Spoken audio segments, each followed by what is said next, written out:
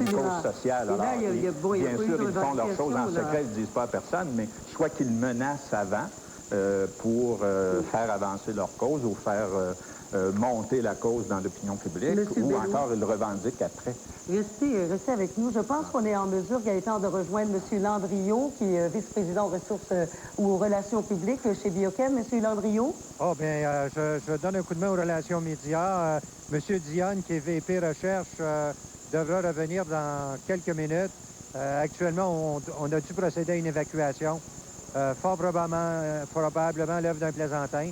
Tout avait été vérifié hier, mais on a voulu prendre aucune chance. Alors, le personnel est évacué pour l'heure du lunch avec consigne de revenir vers 2 heures en début d'après-midi. C'est un appel que vous avez reçu ce matin, ça, M. Landriot? Oui, exactement. Alors...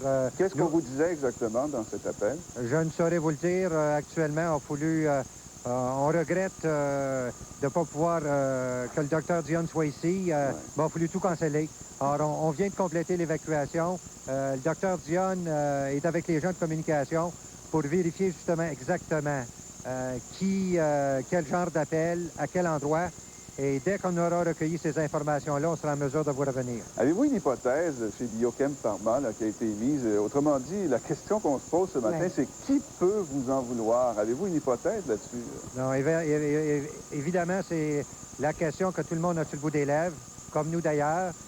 Mais à ce stade-ci, c'est l'enquête policière qui suit son cours. Mais évidemment, tout le monde a bien hâte d'avoir un élément de réponse à cette question-là. Qu'est-ce que vous avez fait concrètement pour accroître la sécurité autour de vos installations de Montréal, Laval et Sainte-Foy?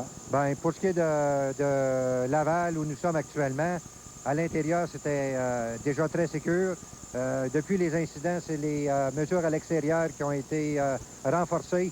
Et c'est pour ça qu'on pense que c'est vraiment l'œuvre d'un plaisantin que cet appel-là, parce que tout avait été vérifié hier. Mais par mesure de sécurité, pas prendre de chance, on y procède à nouveau d'ici le début de l'après-midi. Monsieur Landriot, j'imagine que certains de vos employés sont peut-être en état de choc. Est-ce qu'il y a un traitement spécial à leur endroit à l'heure actuelle? Actuellement, tout ce que je dois vous dire, il y avait une rencontre avec les employés. Il y a plusieurs médias qui étaient très, très tôt ce matin pour recueillir les commentaires. Et unanimement, les employés étaient surpris, mais loin d'être en état de choc. Alors, il faudra voir maintenant, après cet après-midi, les mesures vont être vérifiées. Puis, bien sûr, il faut toujours assurer la sécurité. Mais c'est rendu un point où il faut éviter d'évacuer à tout moment. Alors, je dois vous quitter là-dessus. C'est là où nous en sommes. Dès que le docteur Dionne revient avec des informations ultérieures, on entrera en contact avec les médias. Merci, M. Landriot. Merci, M. Landriot. Il faut dire aussi, Jocelyne, qu'il y a consternation chez les groupes qui viennent en aide aux Sidéens parce que c'est le produit vedette de Biochem Pharma, le 3TC. Oui. Et on se demande ce que pensent ces personnes-là. Il y a même eu, parmi toutes les hypothèses plus folles les unes que les autres qui ont été avancées, des gens qui ont mentionné que ça pouvait être l'œuvre d'un groupe de pression. Vous êtes en compagnie de Roger Leclerc. Roger Leclerc, qui fait partie de la coalition de lutte contre le sida. Monsieur Leclerc, il n'y a pas d'activistes dans vos groupes, j'imagine? C'est-à-dire que oui, on a des activistes, mais jamais sous cette forme d'activisme. Historiquement, au Québec, depuis 15 ans, on a des groupes, parmi les groupements de la COQ-SIDA, qui font des revendications auprès des compagnies pharmaceutiques, mais qui le font de façon sociale, je dirais, autour de tables de concertation, qui vont faire des démonstrations lors d'événements internationaux, mais jamais avec cette dimension-là. D'autant plus que les Sidéens en ont besoin du 3TC, qui est quoi, un complément à l'AZT, c'est-à-dire, c'est un de ces médicaments qui fait partie de la nouvelle trithérapie ou de la quadrithérapie, et c'est un médicament essentiel. C'est comme le cœur d'une trithérapie. Alors, pour nous, que le 3TC est venu donner de l'espoir qu'on n'avait pas eu depuis plusieurs années. Alors, ce sera un peu stupide de revendiquer de cette façon-là. Est-ce que ça vous inquiète actuellement, ce qui se passe chez Biochem, là? Ben, ça m'inquiète comme citoyen, d'abord. On n'est pas habitué au Québec à cette forme de revendication-là. Ça m'inquiète aussi comme représentant des personnes atteintes et des groupes SIDA, dans le sens où on craint que ça crée une peur généralisée du côté des compagnies pharmaceutiques. Et nous avons besoin des compagnies pharmaceutiques pour l'accès humanitaire. Nous avons besoin de leur support aussi au niveau de la recherche. Alors, nous entretenions depuis plusieurs années d'excellentes relations, pas toujours très harmonieuses, mais d'excellentes relations quand même, avec la majorité des compagnies pharmaceutiques et particulièrement Biochem.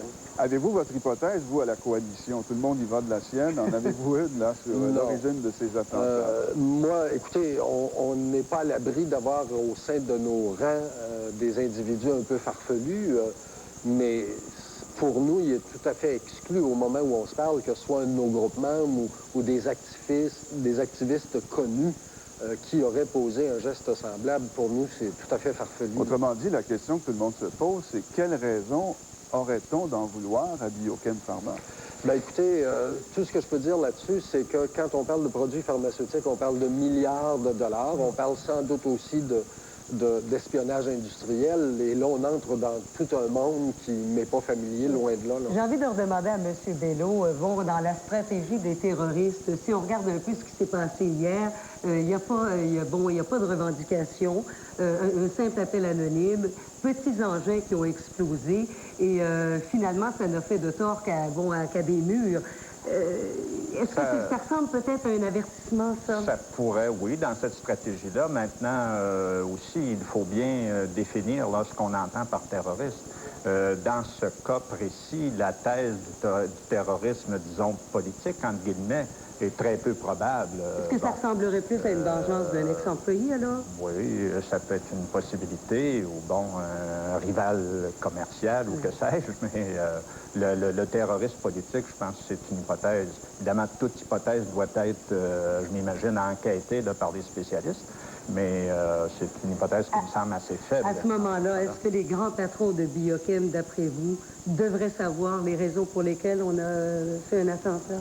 Bien, je m'imagine que s'ils font l'analyse de leurs actions et de leurs projets et de leurs rivaux, oui. Et des personnes qui pourraient se sentir lésées par l'action de Biochem, bon, ben, je m'imagine que c'est comme ça que les enquêteurs vont procéder pour faire leur recherche. Merci, M. Bello. Merci, M. Leclerc. Gaëtan, vous allez retrouver Pierre Bruno aux nouvelles et à 12h30, on fait des gros calculs. Effectivement, le rapport du vérificateur général, ce qu'on apprend, c'est que le gouvernement nous demande depuis quelques années de nous serrer la ceinture comme jamais, mais il y a de la misère à vérifier si ça rapporte avec exactitude. On va en parler à 12h30, puis vous pourrez questionner aussi un spécialiste là-dessus, Yves Séguin, que tout le monde connaît bien, qui est un avocat fiscaliste. Mais dans 2 minutes, le point sur l'actualité avec Pierre Bruno. À tout à l'heure.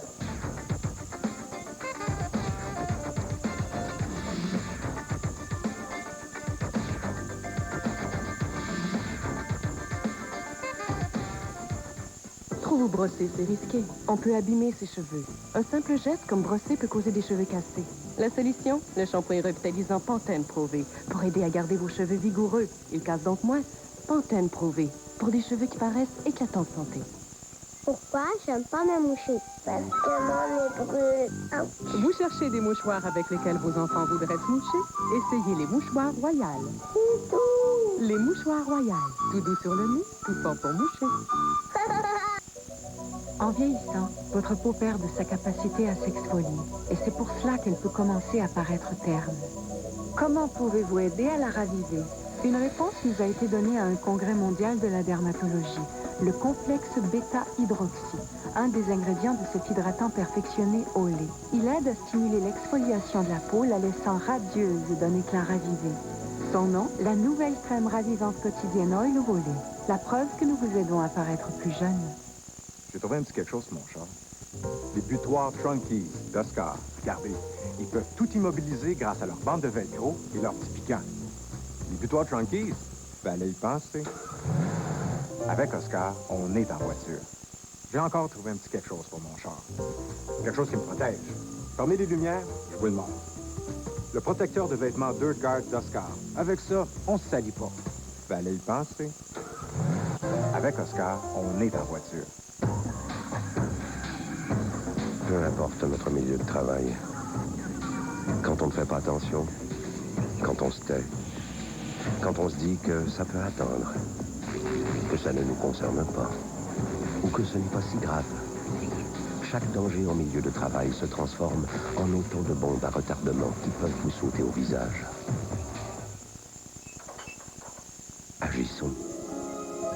prévention, j'y travaille.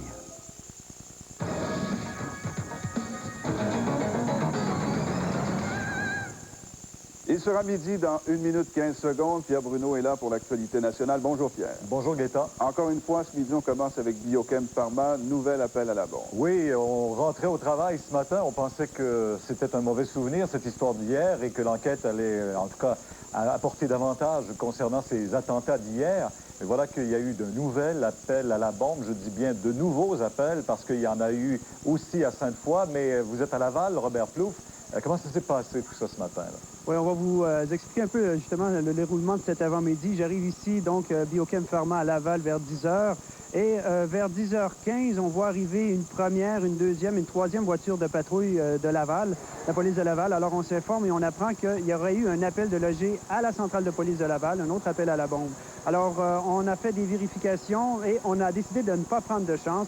On a demandé au personnel d'évacuer au complet afin justement que s'il arrivait quoi que ce soit, compte tenu des événements qui étaient survenus hier, il fallait absolument qu'on soit sûr que la santé et sécurité des gens étaient donc assurée. Alors si vous le voulez bien, on va entendre justement quelques employés à leur sortie. Savez-vous que là, on vous demande de partir? Ben, je sais pas, on sait pas. Ils nous ont juste dit qu'il fallait qu'on quitte. On vous demande de quitter? Mm-hmm. Puis on ne sait pas dit pourquoi? Non. Bien, on commence à être rassurés, mais là, je ne sais plus. Même chose qu'il y a? Vous êtes nerveuse? Non, pas du tout. Non. L'enquête, pendant ce temps, Robert, où est-ce qu'on en est? Oui, écoutez, on est avec nous justement Denis Thibodeau. Où on en est dans l'enquête? Est-ce que ça a avancé depuis hier? Bien, il doit avoir des rencontres entre les deux services policiers là, qui ont vécu les événements là, avec la compagnie Biochem. Puis, pour l'instant, là, il n'y a aucun nouveau détail là, Ce matin, en ce qui a trait aux événements d'hier. Ce matin, à notre arrivée, on voyait des employés de la Sûreté du Québec, des spécialistes qui recueillaient des fragments des explosifs d'hier. On dit qu'il y a un type d'explosif militaire qui aurait été utilisé. Qu'est-ce qu'on sait là-dessus? Présentement, on ne peut pas commenter là, sur la composition et la nature de l'engin explosif. M. Hiergeau et son équipe étaient ici ce matin pour profiter de la fonte des neiges et ont pu recueillir des éléments, là, des engins qui ont explosé hier. Personne n'a revendiqué l'attentat d'hier. Présentement, non. Et quelle est l'hypothèse là, vers laquelle vous vous dirigez le plus? Présentement, on va faire le tour avec les gens de Biochem, puis toutes les hypothèses vont être envisagées. Merci beaucoup, M. Thibodeau. Robert, on prend au sérieux cet appel de ce matin puisqu'on a quand même évacué les gens. Et il y en a eu un appel également ou si on a tout simplement par mesure de sécurité évacué à Québec à Sainte-Foy? Pour ce qui est de l'immeuble de Sainte-Foy, l'évacuation aurait, semble-t-il, selon les sources policières, là, c'est pas la police qui aurait demandé d'évacuer. On n'aurait simplement pas pris de chance puisqu'on évacuait ici à Laval. Eh bien, on aurait dit, bon, allons voir ce qui se passe également du côté de Sainte-Foy. Jusqu'à maintenant, on n'a rien trouvé, pas aucun autre colis. On se demande si c'est pas l'œuvre d'un plaisantin là, à la suite de tous ces événements. Ces événements d'hier. Merci beaucoup, Robert. Vous suivez ça, en tout cas? Oui, tout à fait. On peut rappeler que Biochem Pharma, c'est quand même une entreprise très importante. Juste avec son 3TC l'an passé, la compagnie a touché des redevances de 57 millions. Et si on parle du sida aujourd'hui, vous savez, il y a un rapport qui vient d'être déposé par l'ONU qui nous montre qu'il y a 30 600 000 victimes du sida de par le monde. C'était en 1996. On dénombre 16 000 nouvelles victimes par jour. Et de ce nombre, il y a 3 800 000 enfants et 2 700 000 sont déjà morts. En 1997, on prévoit 5 800 000 nouvelles victimes, dont 590 000 enfants. Et la tendance, elle se maintient. On prévoit qu'il y aura 40 millions de personnes atteintes du virus du sida en l'an 2000. Vous voyez que la lutte est loin d'être gagnée et que des actions comme en technique et développement, recherche et développement, comme il se fait chez Biochem Pharma, c'est important. D'autant plus que 90% des victimes du sida sont dans les pays en voie de développement. Trafic de renseignements, la ministre a voulu se faire rassurante ce matin, dit que la confidentialité est protégée. Oui, elle avait convoqué une conférence de presse pour rassurer tout le monde, mais c'est davantage peut-être au niveau de l'Assemblée nationale où le débat a continué de faire des vagues, Paul Larocque, ce matin. Pierre, chaque jour amène sa surprise dans cette affaire. Aujourd'hui, vous l'avez dit, il y avait une conférence de presse. On a appris que les deux principaux acteurs dans cette affaire, Charles Chevrette et André Néron, n'ont pas été vus par ceux qui ont mené l'enquête commandée par Lucien Bouchard dimanche et sur laquelle il s'appuyait hier pour dire qu'il n'y avait pas de renseignements confidentiels qui avaient été communiqués. Deux acteurs clés, donc, surtout qu'il semble se contredire parce que Charles Chevrette, dans un communiqué hier, disait en quelque sorte, son régime, qu'il n'avait à peu près rien dit à André Néron. Or, ce dernier, dans quelques entrevues données à quelques médias, à partir de la République dominicaine où il habite maintenant, affirme que non, pas du tout, que Charles Chevrette lui aurait dit que que le député Lebel avait beaucoup de retard dans son dossier et qu'il ne retournait plus ses appels. Donc, ça allait plus loin. Ce matin, donc, en conférence de presse, c'est la sous-ministre, Nicole Malot, qui a confirmé tout ça. En chambre, au même moment, il y a le chef de l'opposition qui s'attaquait, Lucien Bouchard. Et la sous-ministre nous confirme que les deux acteurs n'ont pas été vus, on n'a pas communiqué avec eux, ce qui a provoqué beaucoup de sarcasme, vous en doutez, chez les libéraux. Oui. Les enquêteurs n'ont pas parlé à M. Néron. Est-ce qu'ils ont parlé à M. Chevrette? Les enquêteurs n'ont pas parlé à M. Chevrette à ce moment. Est-ce qu'ils ont parlé à la personne qui a transmis l'information? L'enquête a été une enquête interne. Oui. Donc, toutes les personnes qui étaient au ministère ont été contactées. Comment on peut prétendre que l'enquête est finie quand nous n'avons pas demandé à les 4 personnes impliquées?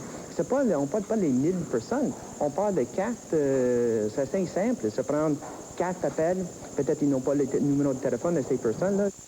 Mais on sait qu'hier, le premier ministre a confié à la commission d'accès à l'information, et pas d'André Comeau, le soin d'aller plus loin dans tout ce dossier-là, mais ça ne satisfait toujours pas les libéraux. Hein. Les libéraux qui affirment que la commission n'a pas le poids juridique et les moyens financiers pour mener cette enquête-là, qui remonte aussi haut que l'entourage immédiat du premier ministre.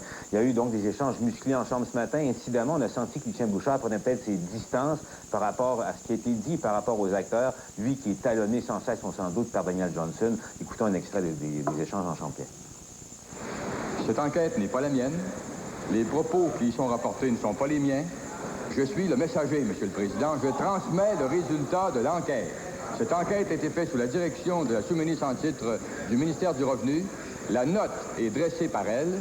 Et je ne vois en aucune façon comment on peut imputer à qui que ce soit au gouvernement une version ou l'autre. Le premier ministre, c'est pas un messager comme les autres qui ne peut pas se distancer de ce qu'il dit, ne peut pas se distancer de ce qu'il fait, ne peut pas se distancer de son propre communiqué de presse. Et que ce que les gens attendent, c'est la transparence, pas des histoires de bouillie pour les chats comme il est en train de nous faire. Oui, ça va se suivre encore ce débat au cours de l'après-midi, entre autres. Cet après-midi, Pierre, on devrait savoir si, entre autres, l'enquête de la commission sera publique. C'est très important. Merci. Au revoir. Au revoir. Un autre président de banque canadienne qui n'aura pas besoin de jeunesse au soleil pour manger à Noël. Scotia, la banque Scotia qui annonce des profits de 1,5 milliard de dollars au cours de l'année 1996. En fait, celle qui se terminait le 31 octobre dernier. C'est 445 millions de plus que l'an passé. Une augmentation de 42 %, pas mal. Après la Banque de Montréal hier qui annonçait aussi des profits de plus d'1 milliard. La semaine dernière, c'était la TD également. On peut s'attendre à ce que toutes les banques dépassent 7 milliards de profits.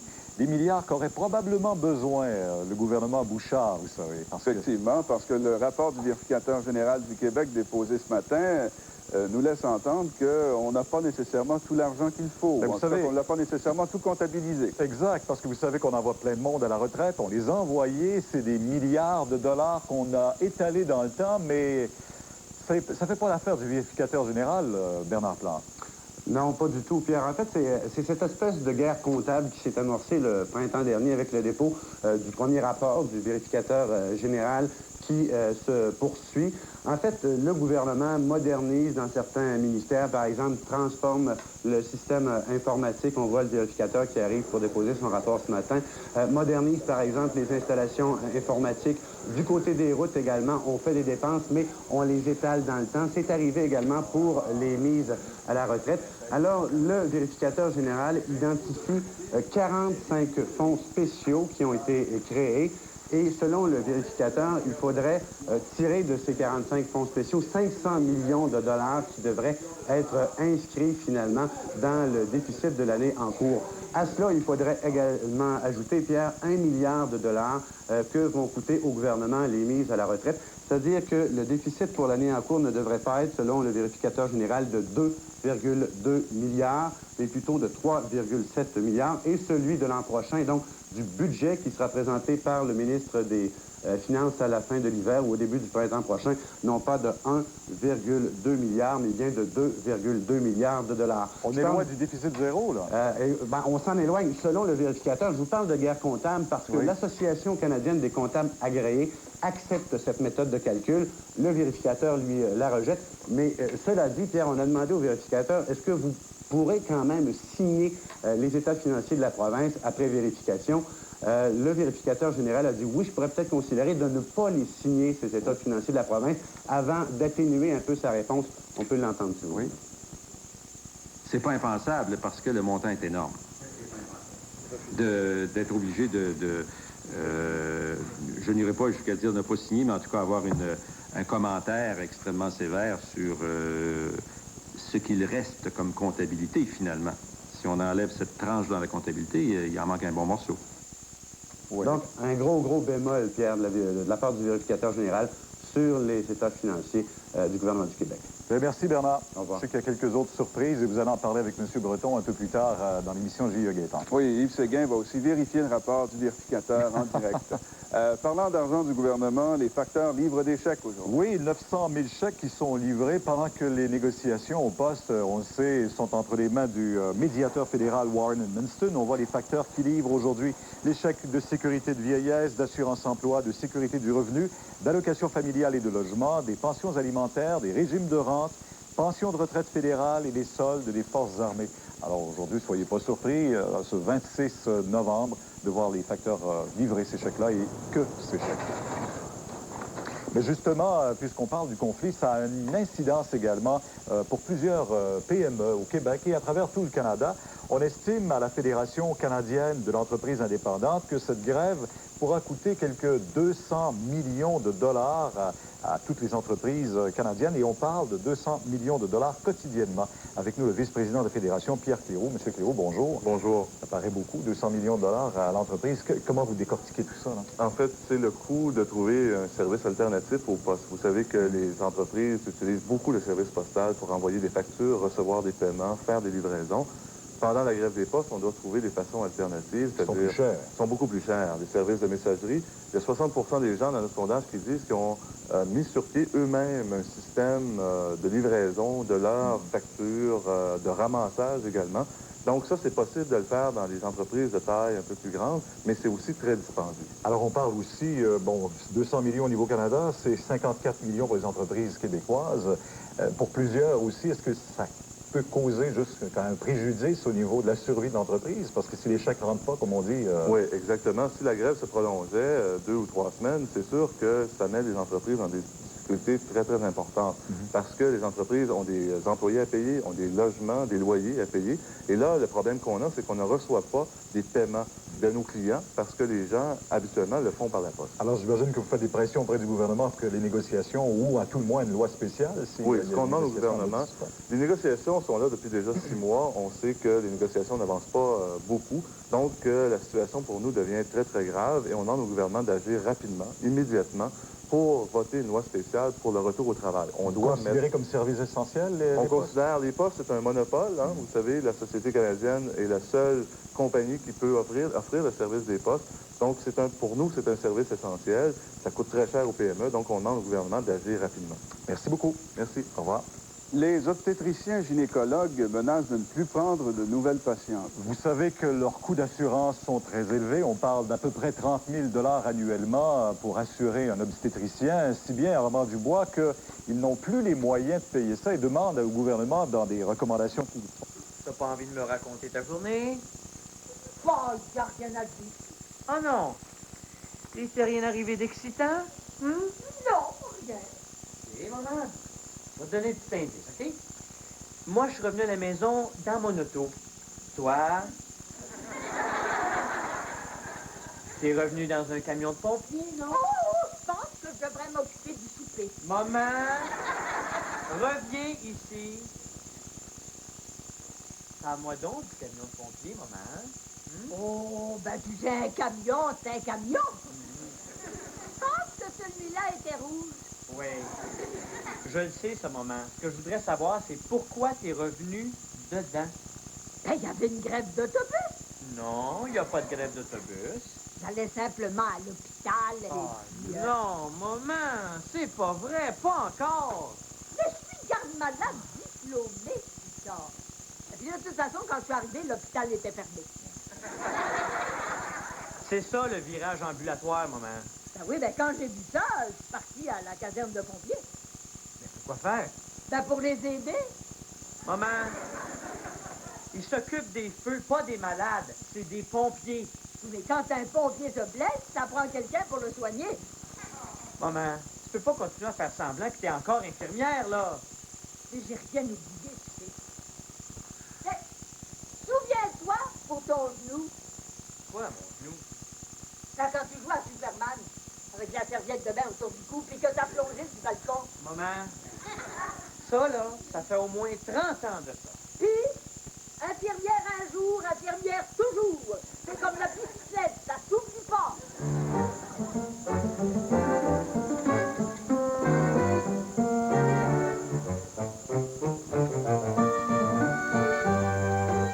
Maman, je vais aller voir Robert à son bureau. À cette heure-ci? Oui, j'ai un petit peu mal à ma dent, là. Oh, tu fais pas encore tes dents? Mais non, maman. Maman, qu'est-ce qu'on va faire avec toi, hein? La semaine passée, t'es revenu en ambulance. Aujourd'hui, c'est camion de pompier. Je me rappelle au moins 3 fois, c'est la police qui t'a ramené. La prochaine fois, ça va être quoi, là? L'armée, les casques bleus? Oh, tu sauras que les policiers sont toujours très gentils avec moi. Maman, le chef des pompiers a appelé aujourd'hui. Ah oui? Oui. Il m'a demandé de te dire de plus y aller. Et pourquoi? Mais parce qu'ils sont très occupés, maman. Puis tu les déranges quand tu vas les voir. Ça, c'est pas vrai. Oui, c'est vrai. Maman, pourquoi tu fais ça, là? C'est parce que tu t'ennuies? Sonia, mon assistante, va vous donner un autre rendez-vous, aussitôt que vous aurez payé. Oh. Oui, bon, ben, c'est sûr que c'est un petit peu sensible au début, mais dans quelques heures, ça va être fini. Hein? Allez, ça va bien aller, faites-moi confiance. Toi, fais-moi plus jamais ça! Mais là, hey, toi, change pas de sujet, là. Je trouve que t'as un front peu de venir parler de mes finances personnelles devant un patient. Je suis venu ici pour te parler de maman. Elle m'inquiète, Robert. Bien sûr qu'elle t'inquiète, Victor. Elle inquiète tout le monde, hein? Bon, assieds-toi, là. Hein? Assieds-toi. Relax.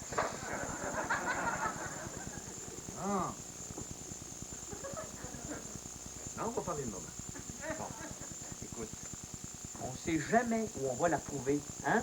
Un bon jour, là, elle va se faire pour de bon, ou elle va se faire attaquer, ou... Je sais-tu, moi. Tu prends des cours d'autodéfense, ça va y faire un loisir. Après-midi, c'est les pompiers qui l'ont amené. Un camion? Oui? Au moins, je suis content de voir quand tu es occupé. Bon. C'est Fais un montant ici. Toi, tu t'en sac de moment, hein? Après se faire enlever par une secte, tout ce que tu dirais, ben, au moins, ça va échanger les idées, tu sais. Exagère, Victor. Peux-tu relaxer, là? Hein? Assieds-toi. Relax. Bonjour de ma vie. Bien sûr, oui, y compris la reprise de télévision. Voilà. Oh, ben alors, donc, on va commencer à parler des agences de rencontres. C'est magnifique. Merci beaucoup, ça me fait plaisir. Alors, vous, Madame Jegan, vous feriez affaire à une agence de rencontre n'importe quand, comme vous dites. N'importe quand, n'importe qui, parce que de toute façon, j'ai pas bien choix. Pensez-vous que je pognerais à sa rue, moi?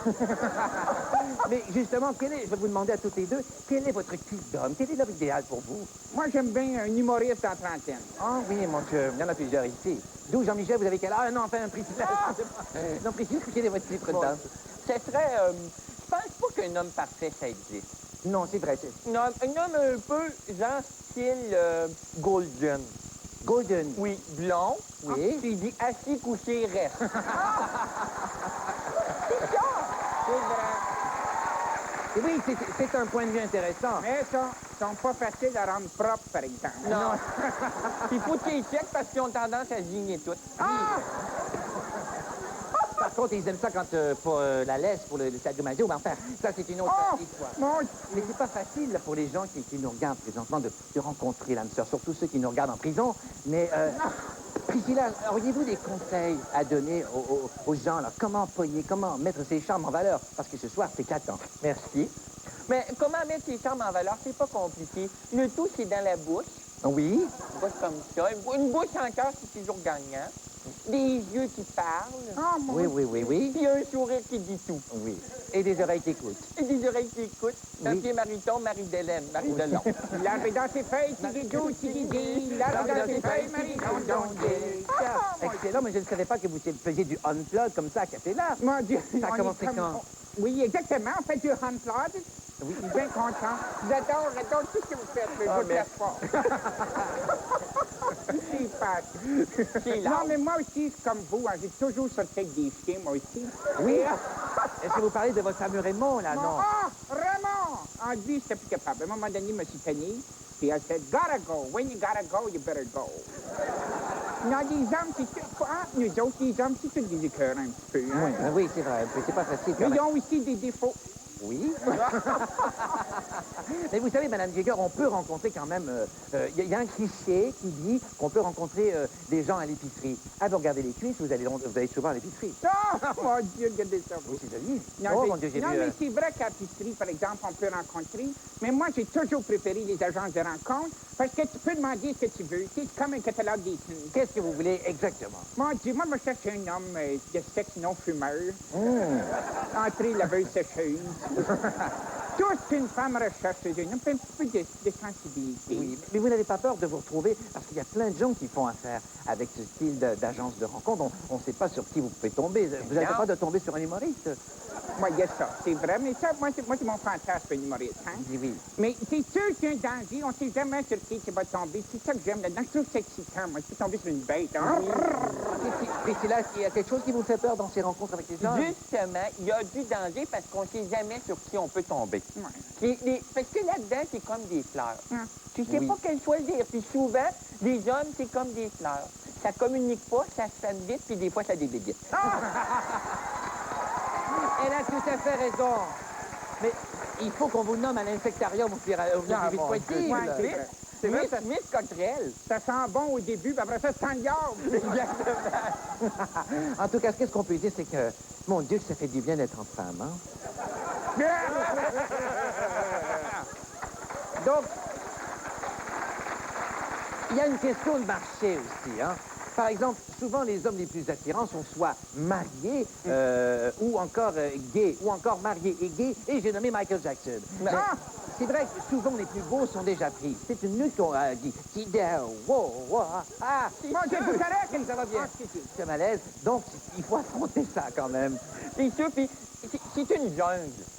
La vie est une jungle, mais au plus fort, la poche. Oui, oui, exactement. Pardon? C'est une figure de style. C'est une figure de style. Oui, oui, une figure de style. Non, mais un homme marié... Oui. Avez-vous déjà eu un homme marié toute ma vie? Oui, j'ai déjà été marié pendant quelques années aussi. Ah, mon Dieu. Parce que l'homme marié, quand il arrive cette fois, il fait juste pour une journée ou deux, il donne le paquet. Oui. Oui. Non, mais tu sais, c'est vrai, parce que quand il est la maîtresse, là, il dit s'occuper de toi, c'est tellement doux, là. On dirait que c'est pas pareil comme quand il est marié. Après ça, il garde un cadeau avec du chocolat, puis regardez le résultat. Ah! Ben, trop vrai, il nous engraisse. C'est pas ça qu'on recherche. Ce qu'on recherche, c'est l'amour. C'est pas des bijoux, pas du chocolat, c'est pas des fleurs. Il me semble que je nous vois ensemble. Ah! Oui, c'est possible, oui. Un front pays ensemble, ça serait tellement beau. Il y aurait le problème des enfants, mais ça, c'est pour une autre raison, peut-être. Mais, regardez, si on regarde dans le futur, vous voyez-vous vieillir individuellement seul? Moi, j'aimerais ça vieillir en groupe. Oui. Oui, d'ailleurs, moi, je vais dans les clubs d'âge d'or. On peut rencontrer des gens là-bas aussi, hein? Oui, dans les clubs de l'âge d'or, oui. Ils n'ont pas de dents, mais ils sont sympathiques.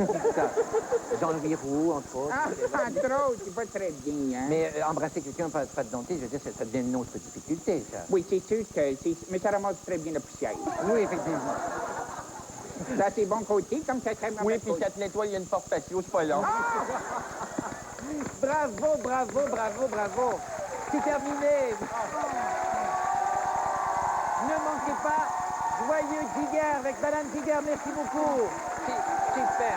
Bravo, ne changez pas. Vous en pensez? Les jeunes se pognent de derrière, alors qu'autrefois, ce sont les curés qui s'en chargeaient. Alors, qu'est-ce que vous en pensez? Est-ce que c'était mieux dans le bon vieux temps? Je vous pose la question.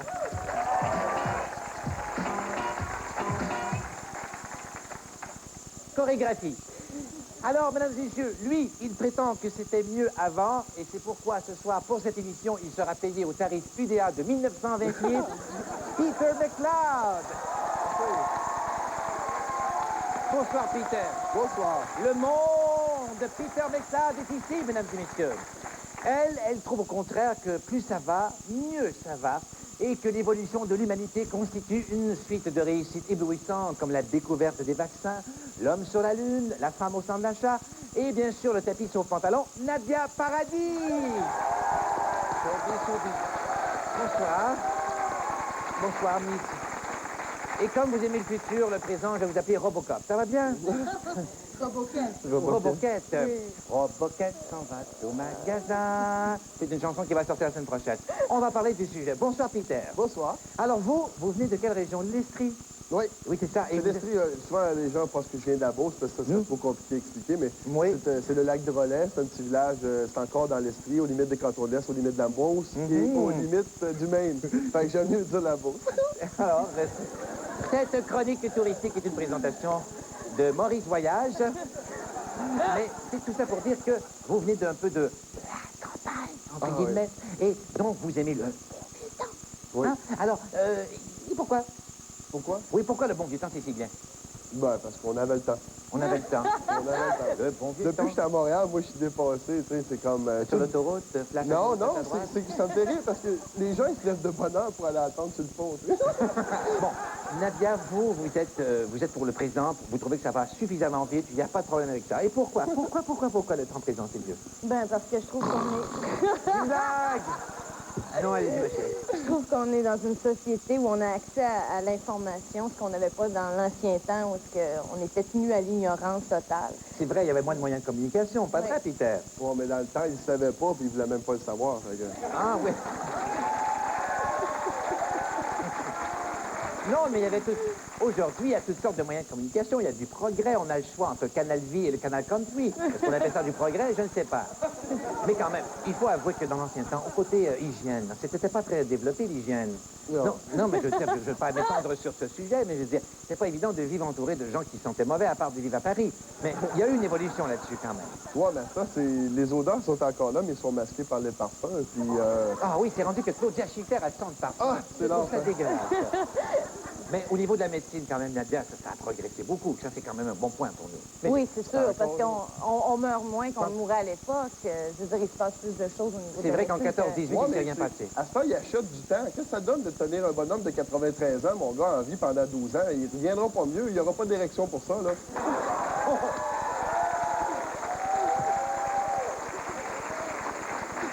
Ça peut t'acheter du temps, à mon avis.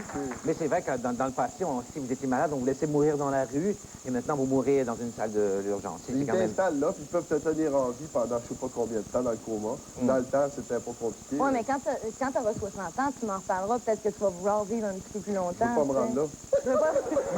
Non, c'est pas très dur à cette époque-là. Quelles sont, à part ça, les bonnes raisons qui vous font croire que c'était mieux dans le bon vieux temps? Ouais. C'était plus romantique, à mon avis. Qu'est-ce qu'il y avait de plus romantique? Tu veux dire, quand t'embrasses quelqu'un qui sent mauvais de la bouche, tu sais, c'est pas très romantique. Oui, mais c'est parce que la personne qui l'embrassait sentait aussi mauvais de la bouche. Oui, il y avait une sorte de mariage et de cohésion. D'odeur, effectivement. Ouais. D'ailleurs, là, c'est pas grave, moi tout, minou. Oui, mais non. Dans le passé, je veux dire, ça a pris du temps avec que nous, les femmes, nous ayons le droit de vote. Ah, ben c'est vrai. Ça, c'est vrai. On n'avait pas le droit de vote dans le passé. C'est quand même... Non, mais c'est vrai. Y a-t-il des femmes dans la salle? C'est grâce au droit de vote, moi, que j'ai pu voter pour Mitsu au combat des clics. C'est la démocratie. Donc, au niveau des mœurs, de la mentalité, tout a changé. Moi, qu'est-ce que tu en penses? T'aimes mieux les femmes de cette époque-là? Pas les femmes, c'est plus la mentalité des gens. Ils prenaient le temps. Les gens, ils allaient croiser la fille, ils allaient se balanciner avec elle. Puis à un moment donné, si la fille donnait la main, puis s'il touchait la main, ça venait dire, ben, je vais aller voir ton père, je vais lui demander s'il veut. Puis, s'il veut, ça prendre la main lui aussi. Oui, mais... Des échanges de fuite. Souvent, c'était les parents qui décidaient, on se mariait par obligation à cette époque-là. Aujourd'hui, ben, tu peux décider, puis si tu l'aimes plus, ben, tu divorces. Oui, mais ça dépend. C'est relatif, le temps. Hein? Le temps est relatif. Il y avait un peu de mais juste dans les années 50 encore. Il y a eu des femmes, combien de temps, ils ont été mariés avec des hommes qu'ils n'aimaient pas, puis ça faisait des familles ça faisait pas des familles très Ouais, mais au moins, heureuses. ils respectaient, peut-être qu'ils s'aimaient moins ou sexuellement ça marchait plus à un moment donné, mais ils respectaient l'engagement qui était... Ils prenaient un engagement qui est censé faire partie d'une religion qu'on dit, écoute, tu te maries pour le meilleur, pour le pire. Mais là, ils se retrouvaient que c'était pour le pire. Mais oui, à la religion, à cette époque-là, c'était l'ignorance totale, puis la religion avait le pouvoir sur tout, il étouffait tout, tu sais. Je veux dire... Tu sais, je veux dire, c'est le curé qui décidait pour toi, est-ce que tu vas... Oui, tu vas le garder, cet enfant-là, puis tu le voulais pas, puis tu devenais une mère indigne. C'est sûr, mais aujourd'hui, les gens, ils croient plus à rien, puis bon, ils se marient. Ah, mais je suis pas d'accord. Quand ils se marient, c'est pour un petit bout. Ben, oui, mais c'est pour un petit bout, mais au moins le temps qu'ils restent ensemble, c'est pas ça. Ouais, mais ils vont pas te marier d'une église d'abord. Ben non, mais il y en a qui se marient Ils disent, on va te marier, puis ça marche pas, bon, ben, on va aller voir ailleurs. C'est pas demain. Mais c'est mieux d'être marié avec quelqu'un qui t'aime pas pendant des années. Ouais, mais va en cours pour ça. Va pas te marier selon la religion. La religion... Ben, il y en a plein qui vont en cours civil. Va voir combien il y a de mariages en cours civil. Ouais, mais ça, c'est pour des prêts et bourses, ça, c'est... Ah oui. Oh, mon Dieu! Mais on a parlé de la famille. C'était très important, la famille, dans le passé. C'était des grosses familles nombreuses, 14 enfants, et on pouvait souhaiter qu'un des enfants se marie avec son gérant et fonde l'Empire Nichols. Mais... En résumé, Nadia. En résumé? En résumé, ou en fait, votre position toujours la je même? trouve qu'on est dans une... Oui, on est dans une époque de conscientisation. On est au courant de tout, ce qui n'était pas le cas dans toutes les autres époques avant. Aujourd'hui, on sait tout ce qui se passe partout sur la planète. Oui, il y a Internet, on sait... Internet ou quoi que ce soit, votre culture que tu aimes beaucoup, vous avancez toujours dans le futur, mais c'est toujours pour expliquer le passé. Bravo, mesdames et messieurs, Peter McLeod! Il sera en supplémentaire au Jésus du 20 au 30 novembre. Merci, Peter. Nadia, ne changez pas. Restez vous-même. Le petit code jeans, c'est fantastique. Vous allez en harmonie. Je remercie les deux premiers invités, Jean-Michel. And now, your host for tonight's extravaganza, John Ritter. Oh! Arthur, night, girls. How are you? Thank you. Thank you. Thank you. Janet, Chrissy, nice to see you again. It's been a while. Call me sometime. Thanks. Welcome to Caesar's Palace and the 4th annual World's Greatest Magic. Wow, have we got a show for you. For 2 mind-boggling hours, we're going to be showing you 20 of the greatest magicians from around the world. And for the first time in the history of magic, you will see 5, count them, 5 champions on one show. But that's not all. We've also got interactive magic and some cool magic tricks that you can learn at home. Bottom line, we are going to blow the fuses on your imaginations with some truly great magic. So, are you ready to be boggled? Let's get ready, mama! I thought you was. Our next performer was 8 years old, and he saw a magician perform at his school auditorium, and it inspired a passion for magic that has taken him around the world. And you know, I'd like to think that somewhere out there in TV land, there's another little 8-year-old kid who's about to have that same kind of inspiration. And you know who you are, don't you, Timmy? Welcome, the Razzle...